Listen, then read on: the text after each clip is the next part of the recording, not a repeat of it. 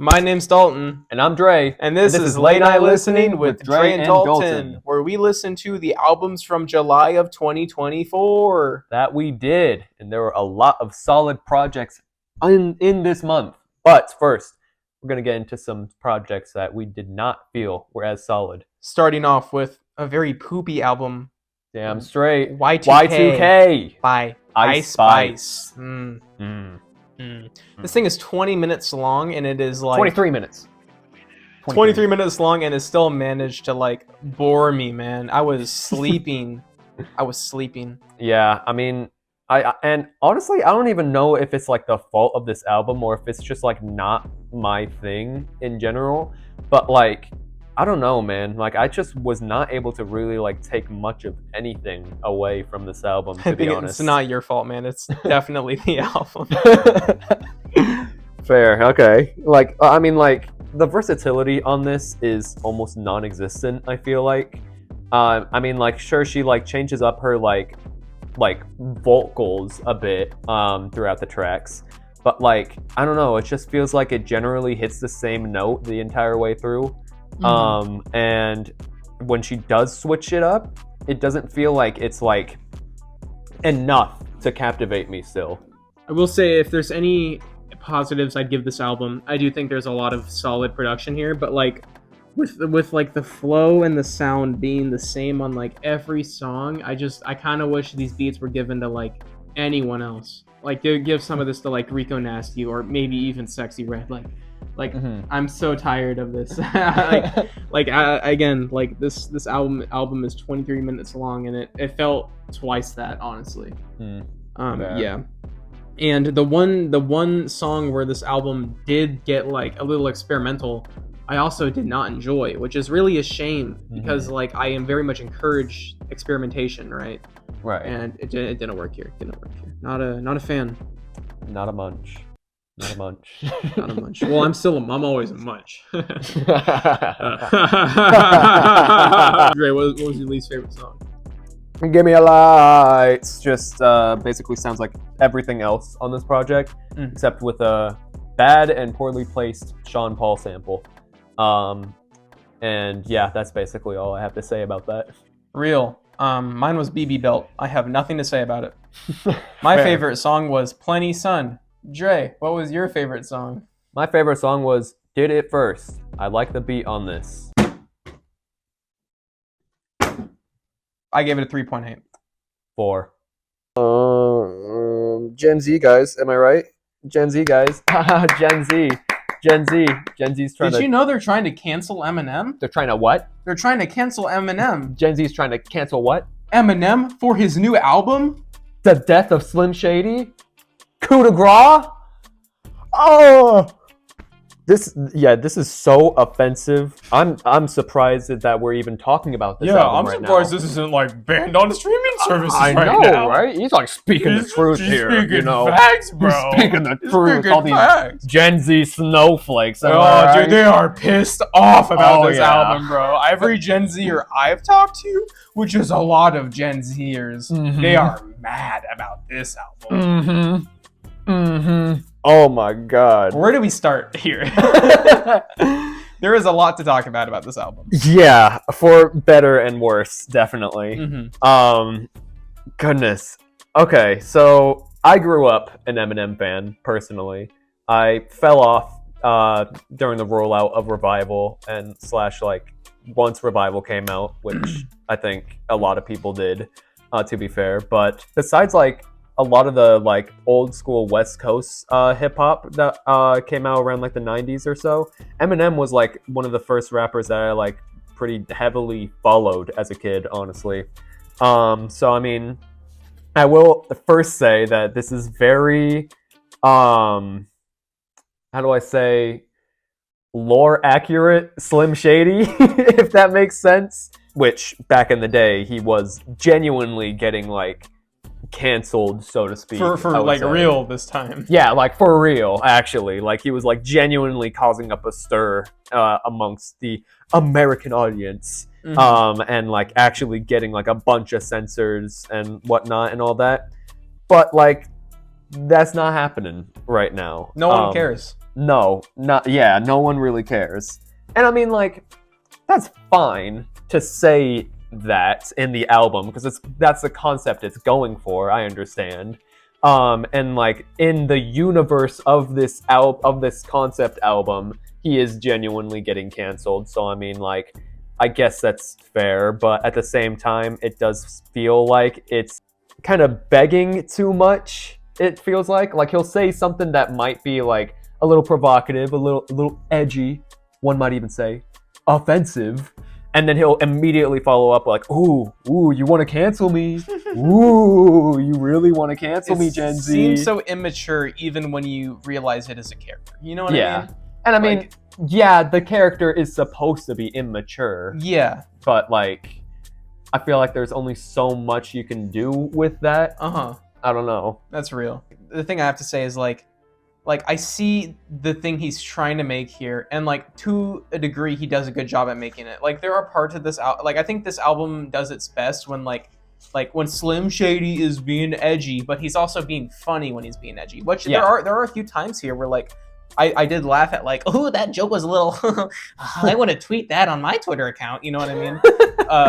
But there's also a lot of points here, and I get it, it's still like a part of their character.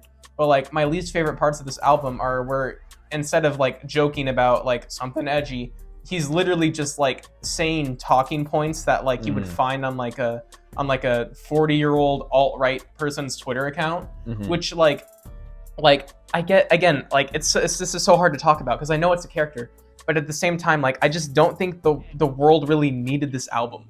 You know what I mean? Because like, yes, I know it's a character and that's not like the way you think or whatever, and it's like a meme to an extent, but at the same time we're living in a country, at least, where like a good chunk of the population like genuinely believe this stuff and like and like talks about this stuff like it's serious, you know what I mean? Right. So like I'm very, very conflicted, and I'm coming out of this just like really not enjoying a lot of like how am I supposed to replay any of these albums? You know what I mean? Exactly. I'm driving in the car and he's like complaining about like trans people or some shit. Like, dude, I'm sorry. Like the song does not sound good enough to you know, to replay with shit like that inside of it. So right. Yeah. And I'm not even like a lyrical person, but like even Eminem got me to be like, no, turn it off.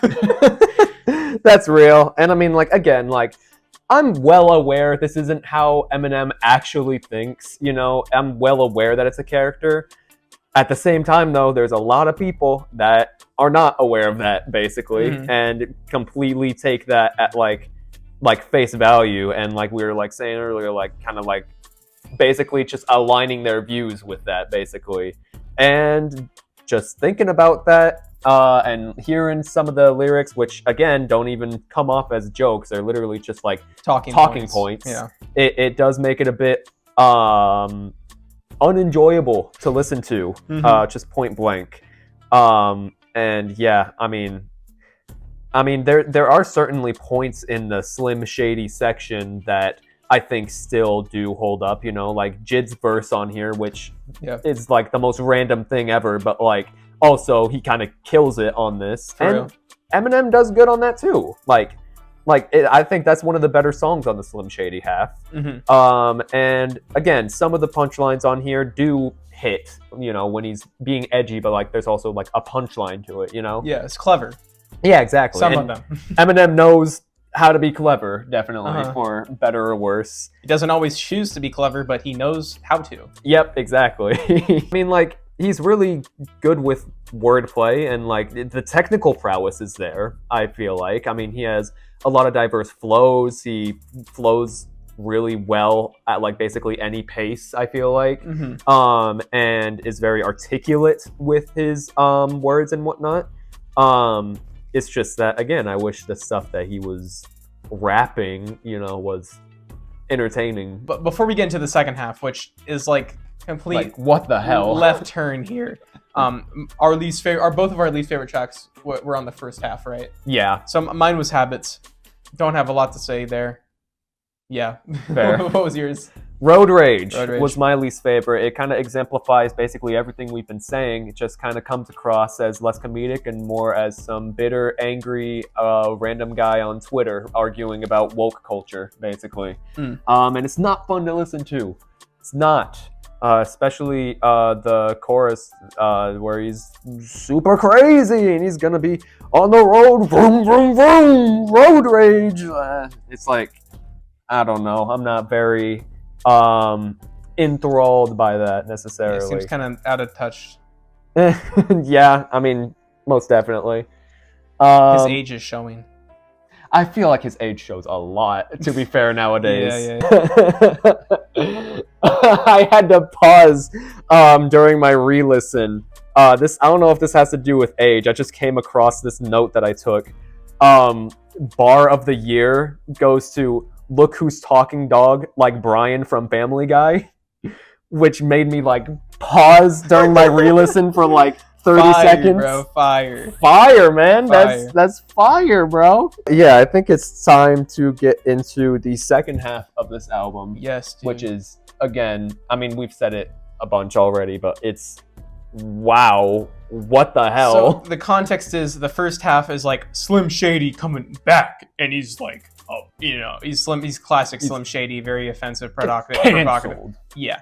And then now Slim Shady dies. Oh, and it's Eminem, and like a lot of the tracks here are actually really freaking good.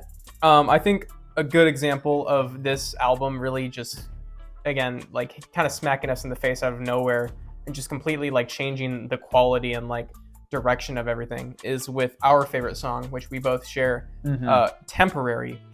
No competition. Yeah. The first half of this album, I was cringing beyond belief.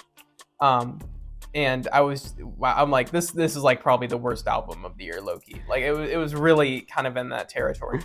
And then Temporary hit, and I almost cried on this album. And that is like actually mind-boggling. Mm-hmm. Like you could not have told me that like I would have been close to tears on an Eminem album in the year 2024. Or really an Eminem album in general. I mean, I'm not so educated on Eminem, but wow, what a just crazy turn out of nowhere, man. Yeah, I mean, like Eminem, like definitely has the capacity to just like completely out of nowhere be like a super skilled writer and just like really emotional artist in general. He definitely has that capability. He's shown that time and time again.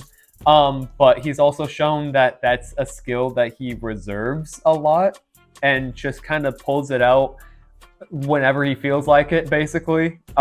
Which, I mean, okay. I mean, I'll take it if like we could get songs like this, you know, because at least we can, you know, like ruin MGK's career. Like that was a good time to pull out a good Eminem song. For real. And I mean, yeah, this song in general is just super emotional, super good, super well written. I mean, just the concept alone of like writing a song for your daughter after you pass on is so freaking heavy, but like especially with how important I know that how much Eminem's children matter to him. Like it hits especially hard in that regard and feels very genuine, very, very genuine performance on this track. Well, Dre, what was your final rating of this album? I gave it solid 4 out of 10. Nice. 4 out of 10. I went with a 3.9. That's fair. Now, Dre, I wasn't expecting that album to be good, but you know what album I was expecting to be good? King of the Mischievous South, by Volume 2. Denzel Curry. Do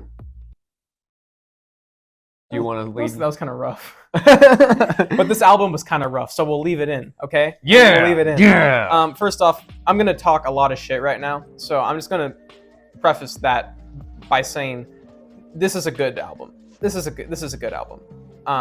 Like I rate it above a 5, which anything above a 5 I would like recommend, right? It's just I know Denzel can do so much better, and I do have a personal beef with this album because Denzel has been hyping up a project called Blood In, Blood Out. He said it would release like 3 different times now, and one of those times was recently before this album was announced, I believe. And then he canceled that album, the one I was super excited about.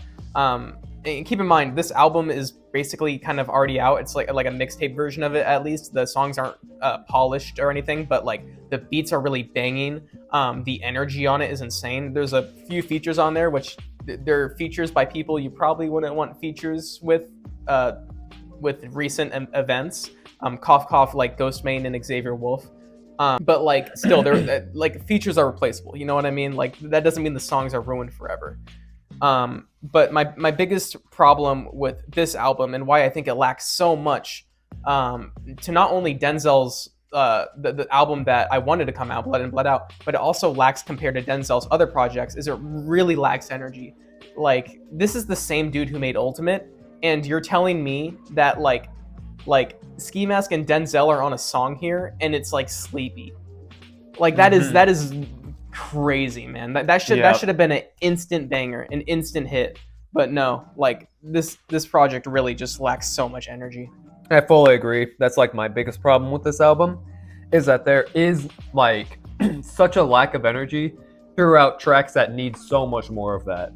Like I mean, like certain tracks it works for, like it fits the vibe of those tracks fine, but other tracks it needs to be way up. Like you said, Hit the Floor with Ski Mask. That was like my least favorite on this album, because exactly that. There's no reason for a song with these two on it and with a beat this good to be so lacking in energy, you know? And this was supposed to be like in my opinion, right? This was supposed to be like Denzel's like taking it to the next level album, because people have been calling him like a mid-tier artist or a mid-tier rapper now for a while, which like they don't mean that in the sense that his like the quality of his music is mid-tier, because like I think most people who listen to Denzel like respect Denzel and like would say he's one of the better rappers out there, but he's not doing Kanye numbers, you know what I mean? He's not doing like Kendrick numbers, you know what I mean? And I think he's honestly talented enough to where I think he really could.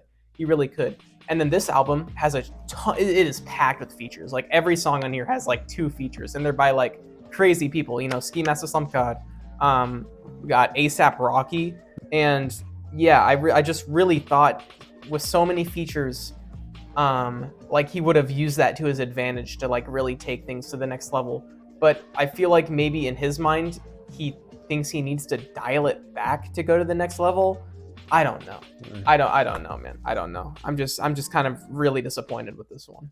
Fair, especially with how hyped that I know you were for Blood In, Blood Out. I was crazy hyped for that stuff, man. And you know what's crazy? Denzel is gonna be touring on the new Grade A tour, right? And I'm telling you, man, Blood In, Blood Out, that would have been an instant hit for like Grade A fans. Like anyone who listens to Suicide Boys, I know damn well they would love that album. They would love that album, like easily. At least they'd love it a million times more than King of the Mischievous South, or whatever the hell this thing's called, or part 2. I know it's a sequel. Volume 2. Anyways, my favorite song was Ultra Shit. I think it sets up a really cool album that we didn't get, because it's very like Memphis sounding. It's very like distorted, and that's what I thought the album was gonna be, with like the singles leading up to it, right? And yeah, that's just not really what we got. Like I'm kind of lost for words, man. Like I feel like we got fucking like baited almost. So yeah. Anyways, what was your favorite song? Hot One. Hot One was my favorite. It has that energy that Denzel kind of keeps throughout this album, but I think it fits a lot more on a track like this. And also the features were really nice on this one too. Tia Corey, I don't know how to say her name, but she killed it. She also has some fire singles too, so check her out. Absolute fire. Well, Dre, what did you give this album? 6 out of 10. Nice. Not really close to a 5 or a 7, just a solid 6 in my opinion. Our ratings are pretty similar. Both the Eminem one and this one, literally just like half a point off, right? I gave this a 5.9. Like it's not a bad album, but like, dude, Denzel Curry, I know you could do a lot more. And I think why I'm being more like sour towards this album, I think part of that is also like I do think the singles were pretty damn fire. So like I don't know. I mean, I'm part of me is maybe thinking that like if the singles if the singles were saved for this album, like I probably would have enjoyed it a little bit more. But I felt so misled by them. Mhm. So yeah. Fair, Overall, fair. I'm kind of sad. That and also Denzel has a crazy standard to live up to in general. He does. Hell. Melt My Eyes, Taboo, Imperial, Zoo, like just amazing albums across the board. No, definitely. So this yeah. is like the first time it's kind of missed for me, like in And forever, really. Yeah. So, And even then, again, it's really not a bad album. By It's not a chance. bad album, It no. just could be a lot better as well. It is time for the Remy Wolf album. Big ideas. Big ideas. Big ideas. Would you like to start us off, Trey? Yeah, I feel like I'm a bigger fan of this album than you are. I believe. You definitely are. I don't hate it, but you are. Yeah, I really just dig this album. Honestly, like it's really solidly produced, like the whole way through. Granted, like for an album called Big Ideas, I do wish it went for a bit more. Definitely. Mm-hmm. What the hell was that? My cats are doing something. Doing something? Okay, bro. Okay, go on with your shit. I'm sorry, bro. That came off way ruder, dude. Because I do think that there are moments that genuinely do go for a big sound and like are interesting. But like the moments that are kind of less so interesting, I still think are really solidly produced. And the performance, like basically consistently, is really like captivating for me. Yeah, a lot of the album's just really simple and effective, and that is enough to win me over, personally. What about you, Dalton? This is a quality album. She has some really good energy at points, but I also find a lot of it pretty generic and honestly kind of forgettable. And a lot of these songs I really can't see myself returning to. Fair enough. So, yeah. I mean, I don't really have much to say. Like, again, like, there are good songs here, and I don't want to act like this is a bad album by any means, but it's really just like I don't think I'll be thinking about this album in like a month time span. You know what I mean? That's fair. That's fair. I can get that. What was your least favorite on the album? Just the start. That's pretty easy for me. Yeah, I said the same thing. Why would you end an album like this on a song like this? Mm-hmm. It just doesn't. It doesn't make sense. And this kind of reminded me of a Hobo Johnson song at points in the delivery. Because I mean, look, man, like don't hate on Hobo Johnson, bro. No, I'm not. Okay, listen.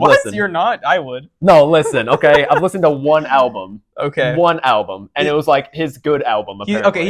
He's got one good song. Okay. What's the good song? I didn't know there was any good songs of Hobo Johnson in No. He's got one. What? Typical Story. That solid. Okay, yeah, that's valid. That's okay. valid. I really like Typical Story. But yeah, I mean the vocal delivery, the like that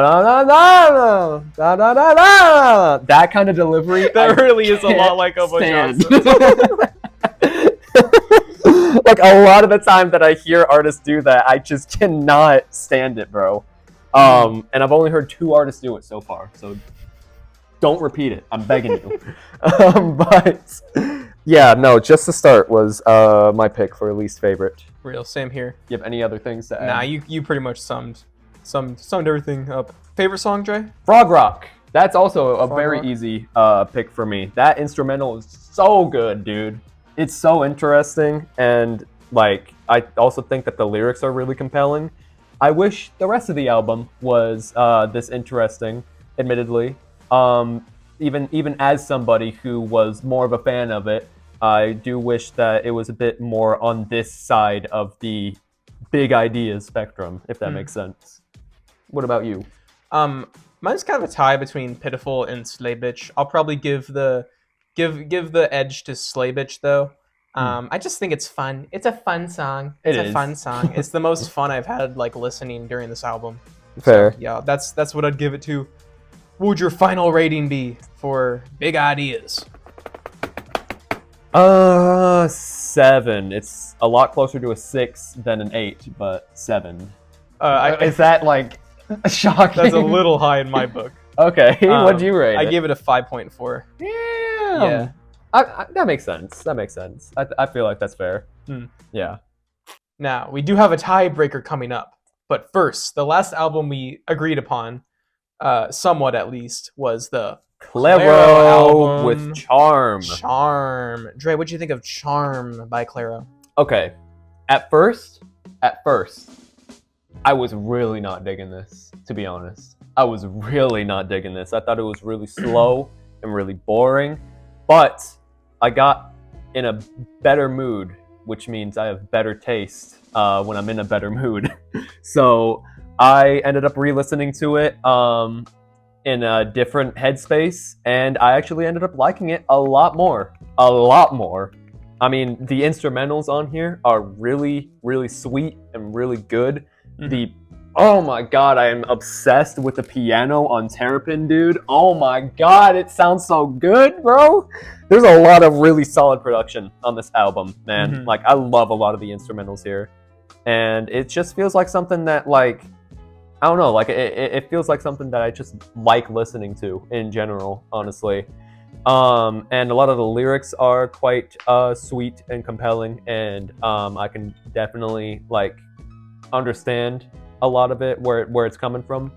And yeah, I just, again, like, this is just a really, like, simple and nice album for me that I feel good listening to. Yeah, I like this album. I liked it. I liked it quite a bit. It really reminds me of Crumb, which I freaking love Crumb. Crumb is the stuff, man. Just maybe not as psychedelic, not even close to as psychedelic. But no, it's not an issue. Also, I think this is just like a really cool turn for Claro specifically. Really? Yeah, I mean, I'm not like huge on Claro, right? I mean, I know her from Internet Girl and like a few other songs, but like this direction, like the aesthetic she's going for, I didn't really expect her to take, I guess. And like I think it's a cool aesthetic, and she did it very, very well. Like these the beats are just very, very like I don't know, they're mellow, and they're very like neat, if that makes sense.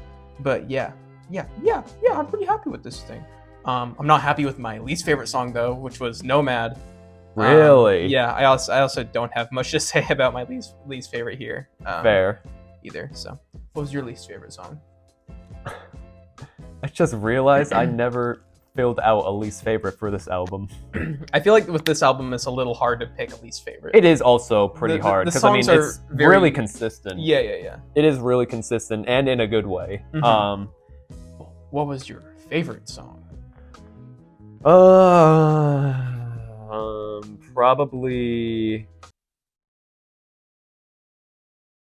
Probably Terrapin, honestly. Like, the sound of that is so good, dude. It's so good. And like, not only the piano, but like, I love the like vocals, the like little like vocal, like, I don't even know how to describe it.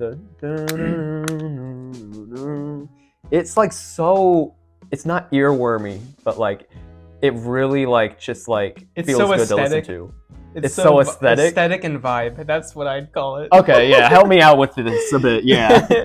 I just really love the sound of Terrapin. Like a lot. It is very nice. I'd probably consider that my favorite. That's real. Yeah, Terrapin is fire. I went with Sexy to Someone. It's so nice. It's such a like lay down on the couch and get like a blanket type beat. You know what I mean? Like, fair. It's like melatonin for your ears, man. Beautiful. I'd give it a 6.4. Okay. Pretty good, Claro. Good job. Yeah. I gave it a 7. Nice. Just like not closer to a 6, not closer to an 8, just a solid 7, honestly. And I feel pretty comfortable with that rating. It's a really solid project, and I would generally be okay with listening to it again. Real. So Dre, there's an issue. There is an issue. We have conflicting views on our favorite album. Yes, and that is sinful. There's 2 albums left. 2 albums left. 2 really good albums. Yes. But there are 2 that we disagree on. I believe the new Childish Gambino album should be the number 1 pick. I believe the new Porter Robinson album should be the number 1 pick. And I believe you are absolutely delusional for that opinion. I don't think you're delusional, but I... No, I'm memeing. No. Okay. I'm sorry. I can't bring myself to call someone delusional for picking Gambino as number one. I can't bring myself to do it. Here's my idea, all right, because I care about our fans, Okay. right? Let's go through our thoughts of each album. Okay. And then we'll have a poll down in the comments, right? Oh, this just got cool. No, And- we'll do it on the on here, yeah. I don't know if they still do that. I think they removed that feature. Did they? I think they removed I freaking it. hate But if they YouTube, didn't bro. remove it, you could do the poll there, or you could do it I think they moved it to comments, actually. or in the comments. Yeah. Or Yeah. And if it doesn't work in the comments either, just comment who's wrong. Yeah, exactly. And just it's gonna let be us him. have it, bro. And it's gonna be him. It's gonna be And him. it's gonna be It's gonna be you, bro. I'm sorry. I'm just laying it out there. Okay, I'm just laying it out there. So Okay. tell us what was so good about "Smile" by Porter Robinson. Okay, bro. Okay. So personally, I think this might have to do with just like my background in general, because I grew up on EDM, right? I grew up raised on the internet a bit, admittedly. Weren't we all? Yeah, true. But yeah, I mean, like, just like a big part of this album is nostalgia and internet culture, and especially with EDM being a genre that I kind of grew up on, admittedly, it does feel really nostalgic, and I'm pretty captivated with a lot of those themes in general. And I think it's just really well done on this album in general. I mean, songs like Is There Really No Happiness and Easier to Love You, like, just speak right to me personally. That, and also just like the sound of songs like Cheerleader, like that song is so freaking well produced and just sounds amazing. I love the way that Cheerleader sounds. And EDM in general is a genre that blends together a lot, but I mean, what other artist is making songs like Cheerleader or Russian Roulette right now? You know what I'm saying? Like those are very distinct. They have very distinct personality, and like it's like no mistaking that this is like a Porter Robinson project, even for a genre that blends together as much as it does. And there's also just like a lot more elements than just EDM on this project as well, because I mean, I wouldn't necessarily call a song like Everything to Me or Easier to Love You like a club banger, you know? Like that's a lot more laid back and like more like instrument focused, if that makes sense. Yeah. So yeah, I think that this album's diverse. It captivates my attention a lot. It's really well written in my opinion. And I understand why it's not someone's vibe entirely, or like why someone might not be able to vibe with it as much as I do. But me personally, I vibe with it heavy, and I like it a lot. Yeah, that's respectable. I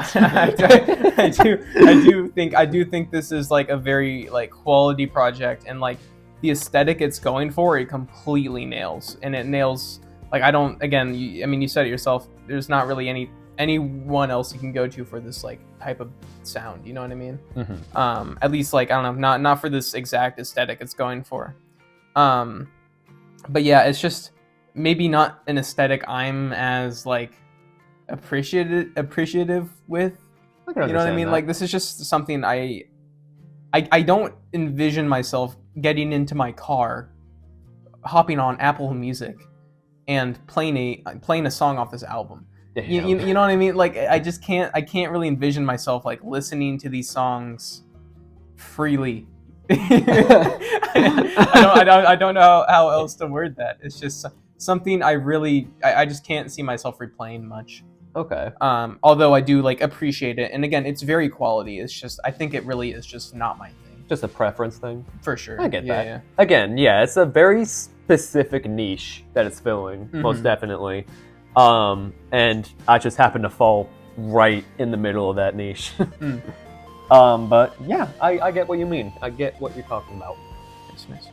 Well, what was you want to do top 3 favorites? Oh, hell yeah, I want to do top 3 favorites. 3 and 2 go to Russian Roulette and Cheerleader. Russian Roulette because it's just really well written and just like well produced. I mean, a song with the lyric Funny Monkey that I can take seriously is like an accomplishment in its own right. But I also just found myself very compelled by this song in general. which is kind of an issue that I have with a lot of EDM music, is that like it might be talking about some like real stuff, but like it's kind of hard for me to take seriously, I guess, because I'm like so focused on just like how like big and huge and how like in your face it is a lot of the time. That's real. But like, I don't know, I think it really works for this specific song just because of how like, I don't know, like it feels like it doesn't do too much, if that makes sense. Yeah.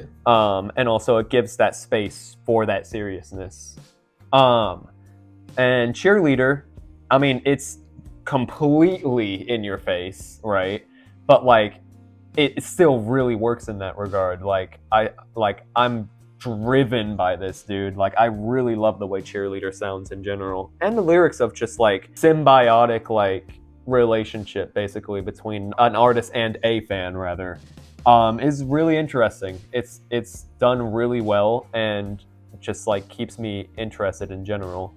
But my number one pick easily is Easier to Love You. I mean, that just speaks right to me, man. Like, of just like looking at your past self and like kind of pondering on that basically, like, damn, like I am not who I thought I was going to turn out at all, you know?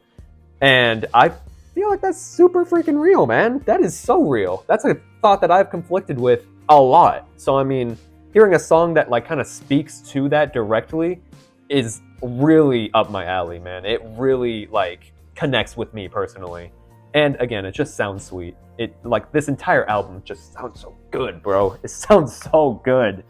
But yeah, Easier to Love You, easily my favorite track off this album. Nice.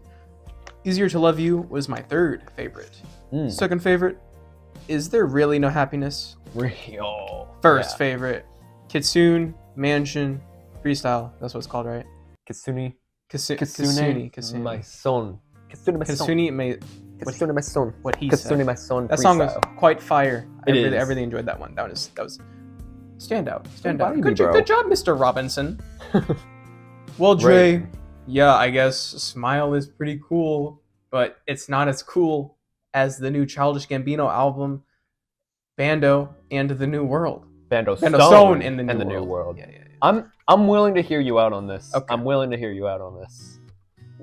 Let's hear it. I don't see a reality where I convince you, just because I think like my issue with the Porter Robinson is like purely the aesthetic, because I know damn well that album is quality, but this album is also quality. It's just going for a completely different aesthetic, and like where do I start?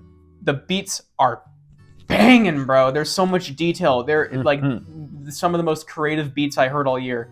I'm gonna jump into my favorite song. I don't know if I'll go into all three of them, but Cruisin' with Yeet, right? Bro, there's a frog ribbit in this song, and it is like the trippiest thing, because the ribbit like fits into the song perfectly, and it like works. It is so cool, so neat. I kind of wish Yeet had a stronger presence, just because like I think Yeet and Gambino being on a song together is like I want to look at that. I want to listen to that. But yeah, like just so many cool beats, so many like memorable moments, and like so much replay value for me. Like I've been going back to these songs a lot, especially like Lithonia, a really good single. Like and I've been paying more attention to the lyrics of that one specifically too. So last thing I want to point out for this album, I think the versatility here is also like off the charts. Like you get a little bit of everything. You get like you'll get like a very chill, laid back, like almost like Hawaii type beat, if that makes any sense. Yeah. I can't think of the exact song it was. Step's Beach. I know exactly what you're talking about. And then like you'll get that again crazy like trippy one with Yeet, and then you'll get some crazy like almost like Death Grip sounding like crazy I'm running out of words to describe it. It's just there's a lot here, and it's an entertaining listen with songs I know I'll be listening to for a long time. No, that's fair. Like, I agree with you. Like, don't get me wrong. Like, this is an extremely solid project. I think it's Gambino's strongest project, even, honestly. Like, and especially with just like, as like somebody who's listened to a lot of Gambino, like ever since like middle school, even. Like, I hear like a lot of the progression in this album. I mean, like, Survive, for example, like that's gotta be a Because the Internet B-side, you know? Like there's so much of that energy on that song. Mm-hmm. And like and that is a very good thing, in my opinion. Like I see like basically all sides of Gambino on here.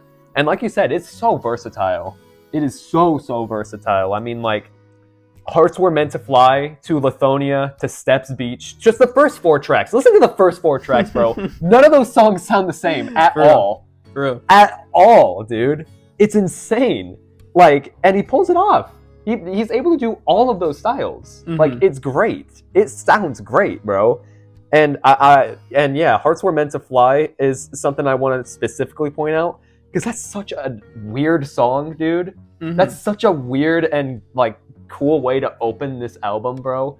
It's just so in your face and so all over the place, dude. Like, I don't know if you've listened to it with, like, your, like, headphones or whatever, the, like, really high quality ones that you got. I have. Oh my god, bro. The like weird ad-libs in the background in that, like he's like speaking Japanese on one of them. Mm-hmm. And then there's like a sample of Flowey from Undertale. Yeah. Which is insane to me. Mm-hmm. And yeah, no, this album is just so creative and really weird in a great way, honestly. Mm-hmm. And this is a soundtrack to a movie. That's true too. That's true. Like, I cannot wait to see how some of these songs fit into the events in the movie, bro. Mm-hmm. I'm excited to see the movie in general. Like, yeah, same. It looks pretty dang good. Mm-hmm. So that's just a testament to how creative Donald Glover is in general. I mean, like, bro, the man does it all, honestly. Yeah, like, that's so crazy to me. And yeah, no, I have a lot of thoughts on this album personally. Like, I could go on and on and on about this. I will say the number one gripe I have with it, though, the last 4 tracks, I like them, right? Mm-hmm. They didn't need to be on this album. Mm. The last 4 tracks, I feel like, did not need to be on this album. I feel like I would be fine with this album ending on We Are God. And then the last 4 tracks is like bonus tracks or something, maybe. Gotcha. But like, I don't know, I feel like past that point, it feels like the album kind of drags a bit for me personally, even as someone who likes those songs. But that being said, I mean, yeah, again, it is still a really, really great album, and this is also going to be definitely on my album of the year list, I feel like. Real. Let's rate our favorite albums of this month. What would you give Smile by Porter Robinson, bro? I gave it a 9. Dang! I gave that a 9, bro. A 9, dude. Oh my god. I mean, honestly, it might. Maybe I'm just like high off hype, but like it might go to a 10. It might shrink. But right now I'm feeling 9. I'm feeling a 9 for it. I give it a 6.6. Oh my god. Okay, that's fair. I mean, that's definitely fair, given just like what you've explained. I mean, again, I understand you giving it a 9 though. Yeah, no, and I understand you giving it a 6 or what was it exactly? 6.6. 6 point. Yeah, I understand that. Like that's. I feel like both of our viewpoints are completely valid. For real. See, this show is so wholesome. I gave the Gambino album a 7.3 out of 10. Really? Yes. I gave it an 8. I gave it an 8, bro. Dang. This is solid, man. This is such a very, very solid album. Dude, I freaking love this album, dude. I love Bando, Stone, and The New World, but not as much as Smile. You're wrong. I mean, I'm like right about everything, but I mean, I'm sure. My name's Dalton. And I'm Dre. And that was Late Night Listening with Dre and Dalton. Go Gators.